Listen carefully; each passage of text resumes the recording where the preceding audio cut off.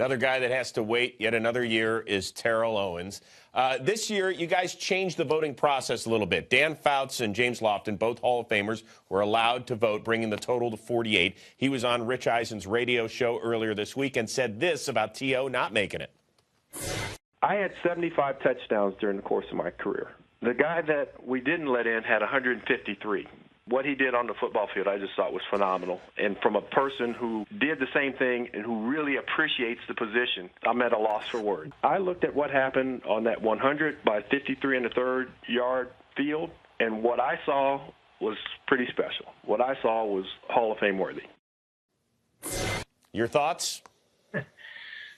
I don't know how many years this is going to go on for, but obviously the discussion with T.O.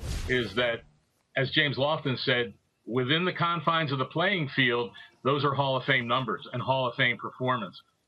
Away from the field, in the locker room, and all those things that went on, there's a lot of discussion about that. You brought up James Lofton, Dan Fouts, who was the other Hall of Famer in the room. I'm not giving away anything that was said in the room, but he went on a radio station earlier this week and talked about all those other things that happened that led to him leaving San Francisco and leaving Philadelphia, and a lot of issues. Now, some believe that shouldn't have anything to do with it. Some say it should. That's the big difference of opinion with Terrell Owens and what has kept him the last 2 years now of even advancing to the 10. That just means that 10 other players or coaches got more votes than him in the reduction from 15 to 10. So, like I said, I don't know how long this discussion goes on, but there is that difference of opinion, and not everyone agrees. I always think there's too much focus after the election on who doesn't get in than who does. And we talked about a couple guys already.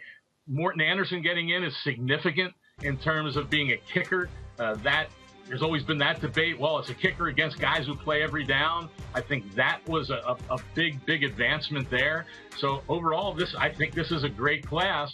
And one thing I'll say, Chris, what I'm somewhat surprised at in the last several days is there's hardly been any discussion at all about Paul Tagliabue not being elected after a very big push for him this year. And there's a lot of interesting aspects to that, and hardly anybody's talking about it. All anybody seems to be talking about is Terrell Owens.